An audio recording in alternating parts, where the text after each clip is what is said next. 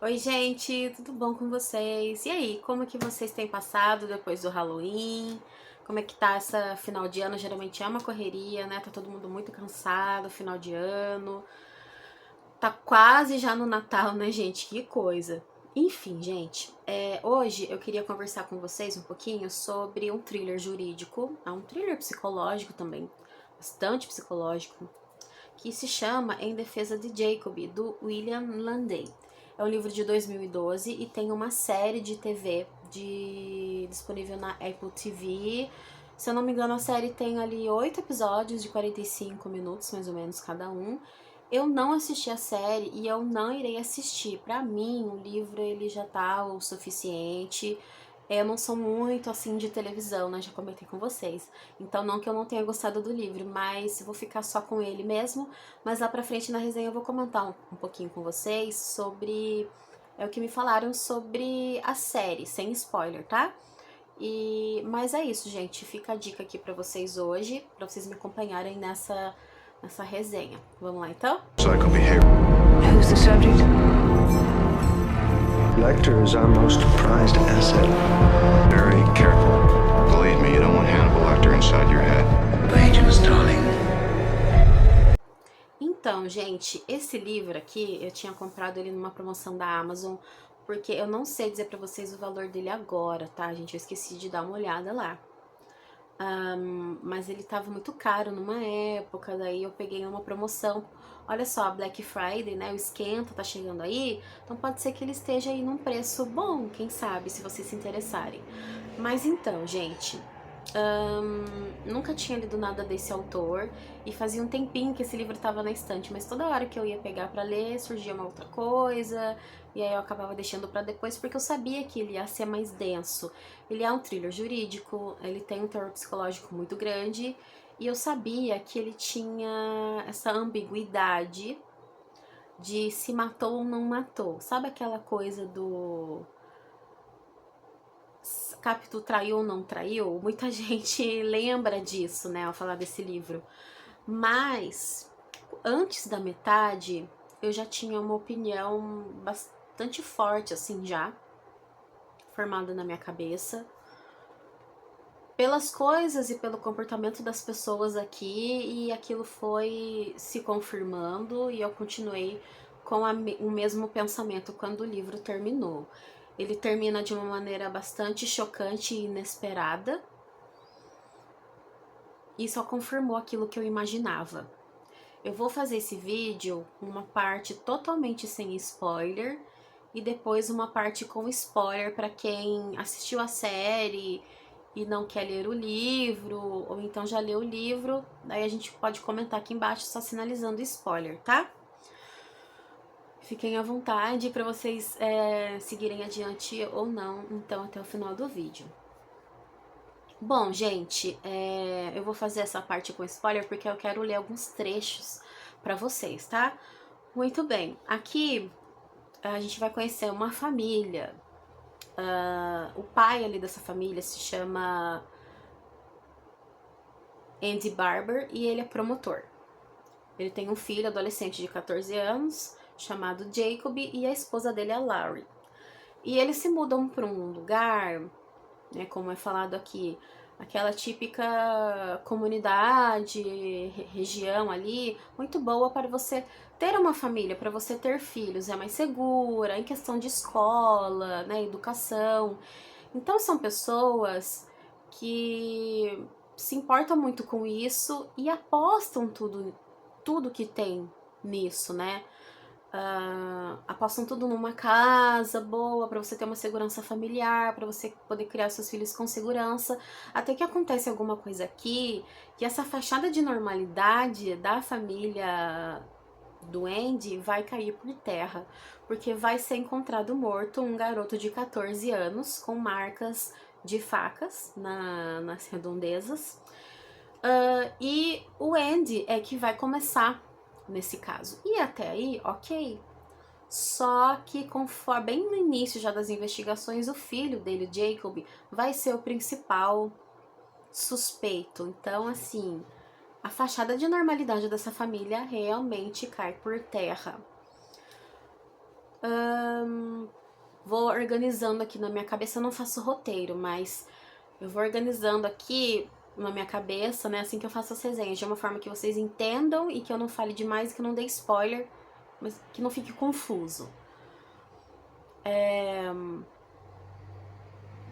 O pai do Jacob encontra uma faca escondida ali nas coisas do filho, né, e aquilo ali pra ele é um choque muito grande. E essa questão da faca é um dos principais centros ali dessa história, porque ela vai sim funcionar como uma metáfora.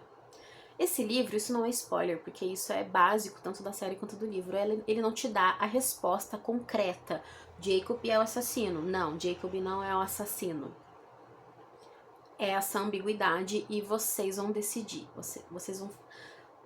A partir do que vocês forem ler aqui, vocês vão decidir o que vocês acham. Então, essa faca, ela é algo que vai estar presente ali em todo o livro e é uma metáfora realmente daquilo que você não sabe, daquilo que você não tem certeza, mas que está ali presente e ela não vai sair. Exatamente o que essa presença, a existência dessa faca significa. Ela existe, ela está ali, mas eu não tenho certeza de nada, né? E vai até o final da história, então. E aí, a gente vai ter acesso, então, toda aquela parte de investigação, o Andy vai ser retirado, obviamente, do caso. Nós vamos conhecer um pouco sobre ele, sobre a personalidade dele e aos poucos da família, principalmente do Jacob. Esse daqui é um livro narrado em primeira pessoa, então já não é um narrador confiável. Quem está contando pra gente aqui, quem está defendendo o próprio filho, é o Andy. Então a gente tem só a perspectiva dele ali da história, que é bastante tendenciosa. E, gente, assim, falando um pouco do Andy, né? Ele é um homem, na minha opinião, bastante problemático. Ele não enxerga, ele não nem sequer cogita a possibilidade do filho dele ser culpado. Ele é um pai completamente cego, né? E eu já comentei algumas vezes aqui com vocês, eu sou professora de educação física. Então, assim, né, eu sempre trabalhei na área de esportes há mais de 15 anos. Eu trabalho especificamente com natação, né? A área aquática. Então, a maior parte, assim, maior parte mesmo, assim, da minha profissão até hoje, só trabalhei com crianças, né? Bebês, crianças. E eu tive inúmeras experiências de ficar de cabelo em pé, experiências ruins com comportamento de adultos e pais de crianças e dos pais dessas crianças.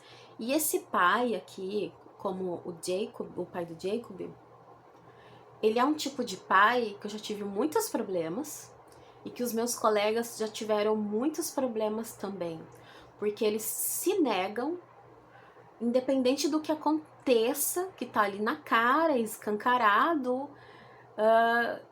eles se negam a enxergar. Então, se você se nega a enxergar, você se nega a resolver o problema. E é muito complicado. Então, é um pai que passa muito pano ali. Então, é aquela questão, mas ele é meu filho, né? O filho da gente, a gente tem que proteger, é isso, é aquilo. Também não é bem assim, né? O amor significa você repreender, você educar e você punir se for necessário. E se ele for um criminoso, se ele cometer um ato, uma infração, ele tem que pagar por isso, né? Você se educa a criança para que ela não seja assim, mas ela faz mal pro coleguinha e ela tem um comportamento estranho, primeiro, porque os pais têm que perceber desde pequeno. E ele não, ele é completamente cego, ele tem os olhos totalmente fechados para isso. Então ele é narrado só no ponto de vista dele, então você já fica meio assim. A Laurie já é uma mãe que ama o filho dela e tudo mais, mas ela já tem mais noção das coisas, né? Então ela não tem certeza em momento nenhum. Aqui é falado, quando o Andy pergunta pra ela, e aí, você acha que foi ele ou não? Ela nunca responde, Mas umas coisas assim que eu pessoalmente levo em consideração é o instinto materno. Falo de mães de verdade, tá, gente? Porque tem muitas mulheres que não são mães, são só genitoras. Você tem a questão, sim, do instinto, isso é real. É falado aqui, né? Ela relata alguns comportamentos dele. Tudo isso é levado para o tribunal. Eles contratam uma psiquiatra. Enfim, vou falando um pouco mais na frente sobre o livro para vocês. Mas ele é um livro bastante completo, né? Todas as questões que são levadas ao tribunal, elas são trabalhadas no livro. Elas não são só jogadas ali pra gente. Se fala em gene assassino, então ele já é um pouco mais trabalhado lá na frente. Então você tem aqui as angústias de um pai e de uma mãe, mas você tem a perspectiva dela, que parece que ela tem a dúvida, apesar de amar o filho, mas ela tem noção das coisas, e o pai completamente cego. E você tem o Jacob, né? Então a gente volta um pouquinho na infância.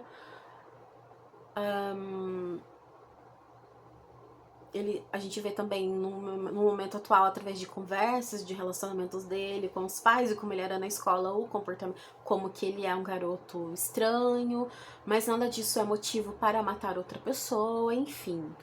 Ele é bastante dúbio, principalmente ali antes da metade, sabe? Então você fica, eu acho que foi ele, eu acho que não foi.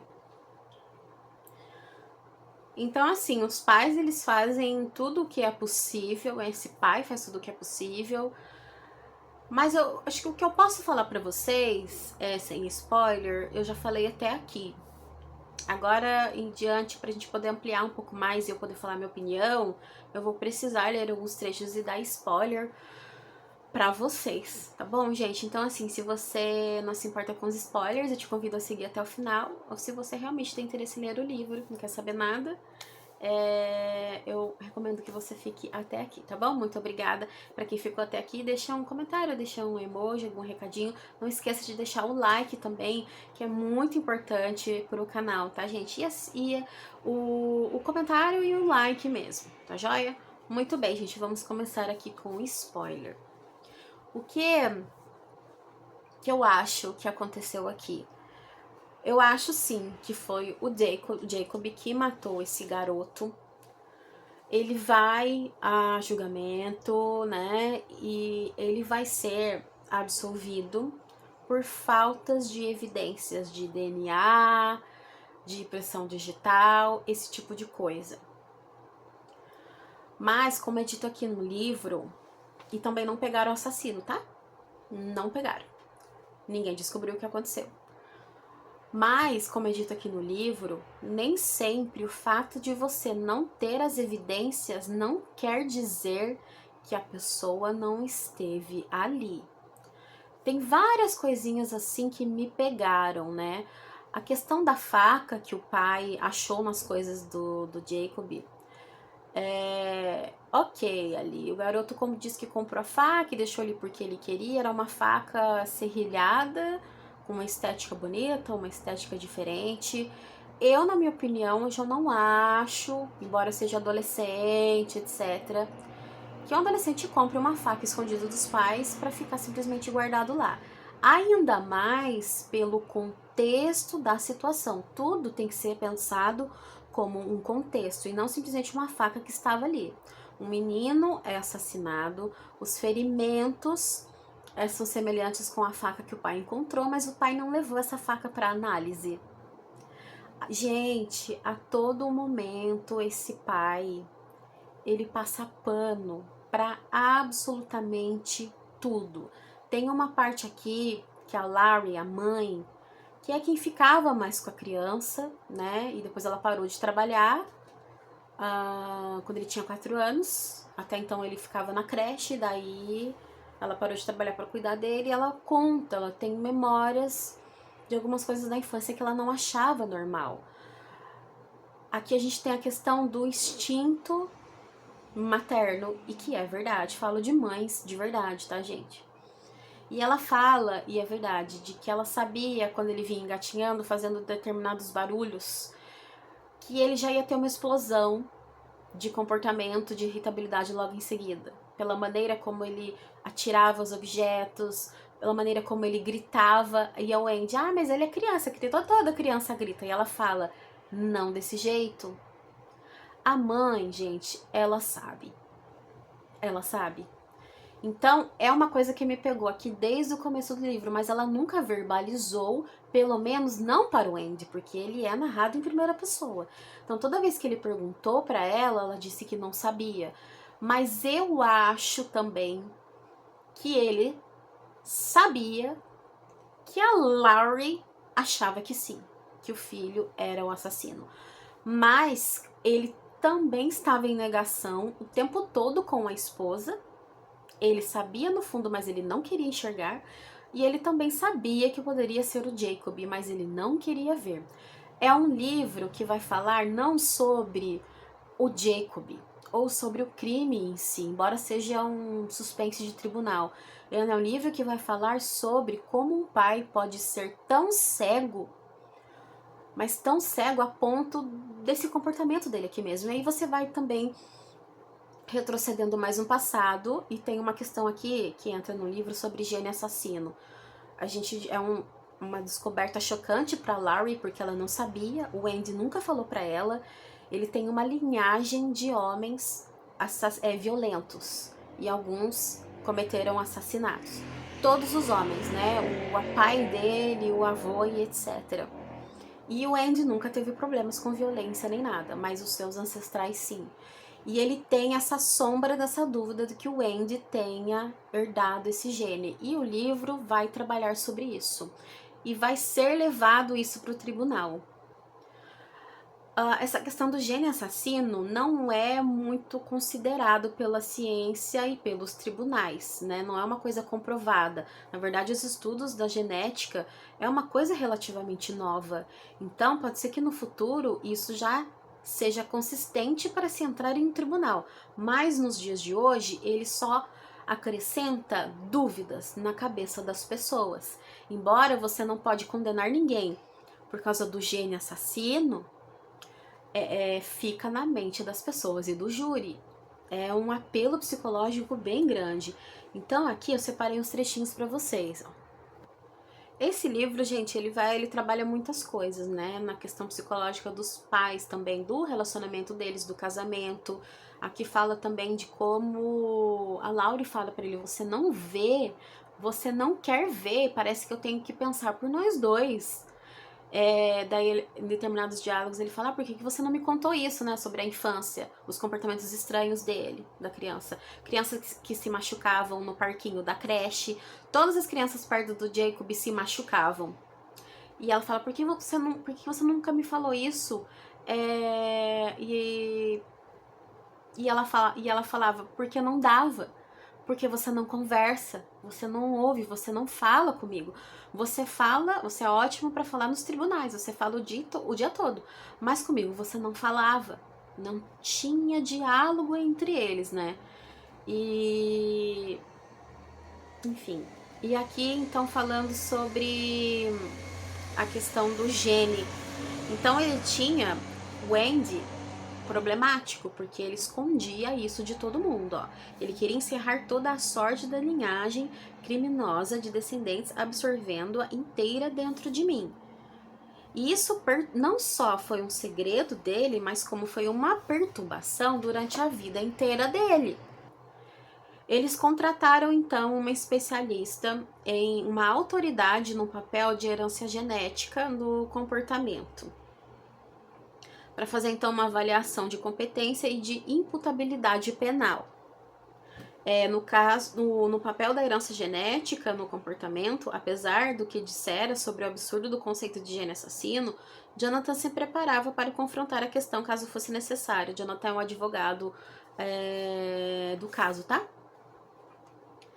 E o promotor rival, ele era implacável, entendeu? Ele vai em cima mesmo.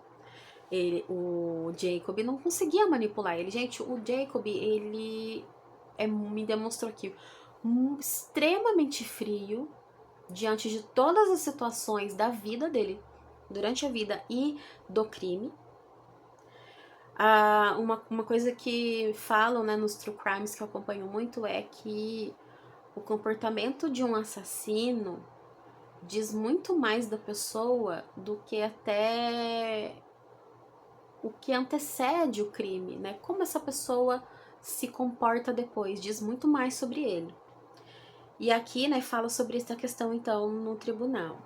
O argumento era furado, apenas uma versão lustrosa e com verniz científico de um antigo truque de tribunal, o qual os advogados chamam de prova de propensão. O réu tende a fazer esse tipo de coisa, portanto, provavelmente também o fez aqui, ainda que a acusação não consiga provar tal argumento. É simples. O réu é um ladrão de bancos. Um banco foi roubado. Todos sabemos o que aconteceu aqui. É um meio para a acusação seduzir o júri com uma pistadela e uma cutucada a fim de que declarem o réu culpado, apesar do caso fraco. Então, assim, uma criança foi ao redor do Jacob, foi morta violentamente. Portanto, o Jacob, que tem um gene assassino, é o criminoso. Isso não se comprova e não se sustenta no tribunal, mas fica fixado na cabeça das pessoas. Os tribunais não podem se dar ao luxo de cometer erros assumindo riscos em função de teorias inovadoras que podem não ser confirmadas posteriormente. É algo novo, que está sendo muito estudado, mas que a gente não descarta lá na frente, né, que isso se sustente em tribunal. Então a gente volta ali alguns flashbacks da Laurie contando sobre comportamentos estranhos dele desde a infância. Ela fala várias coisas aqui marcantes e o Andy sempre defendendo, né? Isso é ridículo, ele era um bebê, bebês choram. E ela fala, não daquele jeito, a mãe sabe, gente. Falo pra vocês, pode fingir que não, mas ela sabe. Então conta aqui como ele tratava pequenos animais. E ele vai demonstrando pra gente, através dos diálogos, a frieza dele para com as coisas e o desprezo com que ele tratou a morte do garoto, né? Aqui o pai fala assim, olha, aconteceu, a Laurie continuou assim, as crianças se machucavam perto dele, aqui nas crianças da creche, e sempre assim, total apatia, ele tem zero empatia pelo próximo. E aí ela conta, né, que ele é um homem que não conversa. Ele fala assim, ela fala pra ele, é justamente o que você costumava dizer, você nunca quis admitir que algo estivesse fora do lugar. Tudo aquilo que demonstra que vai sair do lugar e do controle do Andy, ele ignora. E é o que tá acontecendo aqui do livro. Ele fica completamente cego. Então, se ele já percebeu algo estranho no filho dele, ele não conta pra gente, ele ignorou. Eu já tô terminando, tá, gente? Ó, olha só, gente, esse trecho aqui. Para os policiais e promotores, as coisas não são tão belas assim. Temos um impulso oposto. Somos rápidos em ver a mácula, o verme, a criminalidade latente, até mesmo nas melhores pessoas.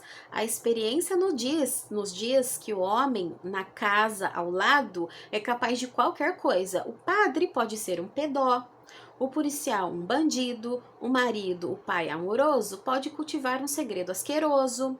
Obviamente, acreditamos nessas coisas pelo mesmo motivo que faz o advogado de defesa ter a sua crença. Pessoas são seres humanos. É incrível como que ele tem essa mente dele de promotor, né, experiente, que ele desconfia de todo mundo, mas menos do filho dele. O filho dele é o alecrim dourado, porque ele criou o filho dele. O que me faz pensar também que é muito sobre ego do Andy. Como assim o meu filho que eu criei, fazer isso, ser um assassino? Não, é o meu filho, eu criei ele. Também pode ser um livro que fala muito sobre ele mesmo, sobre ego. Então ele nunca vai aceitar isso. Aqui, a psiquiatra, ela dá pra gente um relatório sobre o que o Jacob tem, né? E ela fala, aqui, esse diagnóstico, não quero que vocês fiquem apavorados, mas é importante que vocês tenham conhecimento para tratar e para se defender nisso no tribunal. E se ele for absolvido, independente do que aconteça, a história não vai parar por aqui. Tem muito mais coisa depois que acabar tudo isso. Ele vai precisar fazer tratamento. Ela fala, há 2 distúrbios em que Jacob apresenta muito claramente: transtorno de personalidade narcisista e transtorno reativo de vinculação. E aqui ela vai explicando a falta de empatia dele. Deixa eu ver o que eu posso ler aqui pra vocês. Também há algum indício de um transtorno de personalidade antissocial que não é uma comorbidade comum. Mas como não tenho tanta certeza, enquanto esse diagnóstico não incluí no relatório. É importante perceber que nem todos os comportamentos que descreverei são necessariamente patológicos, mesmo que em combinação. Até certo ponto, todo adolescente é narcisista. Todo adolescente lida com problemas quanto a estabelecer ligações com outras pessoas. É uma questão de grau. Não estamos falando aqui de um monstro, estamos falando de um garoto comum, apenas mais intenso. Portanto, não quero que escutem isso como uma condenação. Quero que usem as coisas que estou contando a vocês e não que estejam subpujados por elas. Bom, o transtorno de personalidade narcisista. Esse é sobre o qual vocês provavelmente sabem algo. As principais características são grandiosidade e falta de empatia. No caso de Jacob, a grandiosidade não é interpretada como dramática ou autoelogiosa, arrogante, orgulhosa, e é a ela que a maioria das pessoas costumam associar o distúrbio. A grandiosidade de Jacob é silenciosa, ela surge como um senso inflado de autoimportância, uma convicção de que ele é especial, excepcional. Regras que possam se aplicar a outros não se aplicam a ele. E aí por aí vai, ela vai falando sobre tudo isso, o comportamento dele. Aqui, né, ó. Quando perguntei a Jacob sobre isso em uma das nossas sessões, sobre a morte dele, como ficou a família, né? A resposta dele foi que pessoas morrem diariamente aos milhões, que acidentes automobilísticos são estatisticamente mais importantes que homicídios, que soldados matam outros milhares e recebem medalhas por isso. Portanto, por que deveríamos nos preocupar com um garoto assassinado? Gente, isso é um garoto de 14 anos falando. E aqui o livro ele me dá indícios de que o Jacob também matava gatos e cachorros na redondeza, tá? E não para por aí, gente. Bom, falando sobre as evidências em si. Ele vai ser absolvido por falta de evidências de DNA, impressão digital, etc. O garoto, ele é encontrado meio que numa descida, num declive, assim. E provavelmente ele foi atacado em cima e caiu, né? Existem manchas de contato, que são... Você sangra e você encosta em alguma superfície. Então, existem manchas de contato na grama. E que ela vai até onde o garoto tá lá encontrado. E quem encontra o corpo é o Jacob. E ele relata de uma maneira, tudo, o tempo todo, de uma maneira muito fria. E ele diz que ele sabia que era o Ben. Daí a polícia fala, como que você sabia que era ele se ele tava com o rosto pra baixo? Ah, não sei, pelo jeito dele, pela... a roupa, ele dá uma resposta assim. E aí ele tinha uma trilha muito grande de sangue escorrendo, né? Porque ele tava deitado de uma maneira em que o sangue, ele fresco, a gravidade ia fazer com que ele escorresse muito sangue para baixo, né? Ele estava de barriga para baixo. E o ferimento estava na parte da frente. Então, todo o sangue ia escorrendo. Então, tinha muito volume escorrendo até lá embaixo. E lá de cima, de onde o Jacob estava, dava para ver, sim, uma trilha de sangue. Se ele estivesse lá em cima. Como que ele vê o menino... reconhece ele pelo jeito, pelas roupas, tal, que não sei o que, e não vê uma trilha enorme de um monte de sangue escorrendo do lado. E aí as roupas dele, tá? Ele tá com um pouco de sangue em uma das mãos, é relatado isso, tá? e perguntam pra ele, e quando você viu, qual foi sua reação? Gente, sempre ele diz que ficou em choque, mas é tudo muito frio. E ele diz, o que você fez? Você agachou, você ficou em pé, você pôs a mão dele? Ah, eu não me lembro, pode ser que eu tenha agachado com o joelho só, ou então eu tenha ficado em pé, não me lembro, eu estava em choque. Ele diz, tá, mesmo que você tenha ficado de joelho, né, nossa roupa não tem uma mancha, ok, vamos supor que você tenha ficado em pé, né, ok. Ninguém viu, ninguém relatou que ele tava com a roupa suja de sangue na escola depois. E, aliás, ele não tinha nenhum respingo de sangue na roupa. Aí, uma das maiores questões, assim, do livro. Ah, eu acho que não foi ele, porque não tinha sangue respingado na roupa. Mas aqui os especialistas forenses falam, o ferimento não pegou nenhuma artéria, que daí jorraria sangue, daí a probabilidade de acertar ele seria muito grande. Então, se ele atingiu vasos capilares, né, veias, pode ser que existe uma ciência, né, gente, que estuda o trajeto do sangue. Pode ser que os respingos poderiam ter pego ele ou não. Mas o que eu acho que aconteceu é que a pessoa, ela ficaria limpinha se ele tivesse chegado por trás da vítima.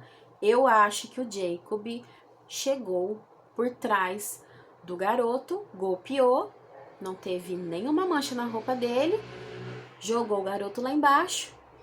A sua mão ficou um pouco suja, uma das mãos estava comprovado que estava suja de sangue, e tem uma marca de digital do Jacob em uma etiqueta interna do moletom que o Ben estava. E para essa mancha de sangue ter ficado uma impressão digital, ele precisaria ter colocado a mão em cima do sangue fresco, tá? E essa mancha, e essa impressão digital estava lá. Essa é a única prova que a gente tem. Eu acho que ele atacou o garoto por trás, ou seja, 0 respingos. E ele foi pra escola, ok? Então, eu acho tudo muito estranho, é tudo muito esquisito. Ao mesmo tempo que você não tem uma prova científica ali, você também não tem nada que inocente ele. E aí, o Andy, na verdade, ele deseja muito, ele quer muito. Ele coloca na cabeça dele que o assassino é uma outra pessoa, que também não foi comprovado. E aí, passa-se um tempo depois, quase no final do livro, é encontrada uma carta desse cara assumindo que foi ele que matou o Ben e esse cara se enforcou. Mas depois, assim, não se comprova, existe a dúvida que ele tenha escrito a carta. Muito bem, gente, o resumo da ópera. Por falta de provas, ele vai ser inocentado e eles vão viajar e etc e tal. E o Jacob conhece uma moça, né? Começa a gostar dela, eles começam a se conhecer. E logo depois ela aparece morta, afogada. Vários dias depois, o corpo ele fica muito diferente quando a morte é por afogamento, né? Quando ele fica muito tempo ali na água, ele fica muito deformado, etc. Isso atrapalha a análise. Mas há indícios de que ela tenha tido a traqueia esmagada. E isso tem um impacto devastador na Laurie. E aí o que ela faz? Ela pega o carro, entra na estrada e acelera. E o Jacob tá sem cinto. Ele tinha esse hábito de não usar. E nesse dia, e ela sempre falava pra ele, coloca o cinto. E ele nunca colocava. E nesse dia, ela não falou pra ele colocar o cinto. Ela foi acelerando. E ela fala, Jacob, eu amo você. Eu amo você, eu amo seu pai. Mas ela vai e se atira. E aí, no fim, né, o Jacob morre e tudo mais. Então, gente, o que acontece pra mim? Ela sempre soube que era ele. E... não sei, né, gente? Parece que ela preferiu acabar com tudo aquilo do que deixar o próprio filho, um criminoso daquele psicopata, solto. Não contei pra vocês também coisas que acharam no computador dele. Pornografia, muita pornografia, tá? Coisas muito perturbadoras também, além disso. relatado pelos amigos deles. A polícia pegou o computador deles e acharam só pornografias. Mas a polícia também falou que uma pessoa que sabe mexer bem em computador consegue eliminar aquilo do computador. Se tiver coisas mais pesadas, ele consegue tirar. E é dito aqui que o Jacob é muito bom em computador. Tá? Então eu acho que não conseguiram captar tudo. Coisas perturbadoras, sites perturbadores de tortura, esse tipo de coisa, tá? Eu acho que foi ele sim. Gente, eu espero que vocês tenham entendido a resenha, que eu tenha sido clara. Percebe como é um livro muito mais psicológico também. As cenas de tribunal pode ser que seja um pouco chato, prolixo pra vocês. É um livro longo, bem detalhado, um livro lento.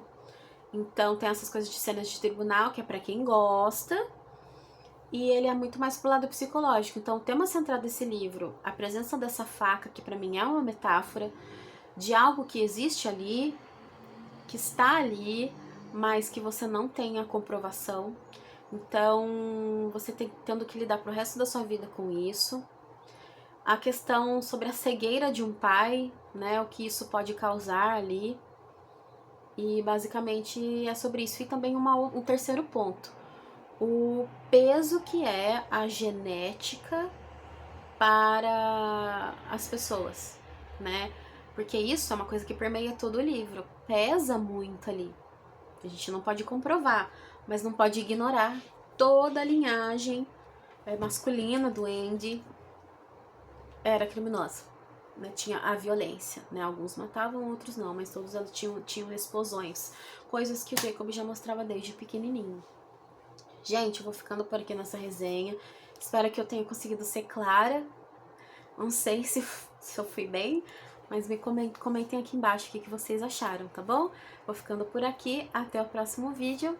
Tchau, tchau!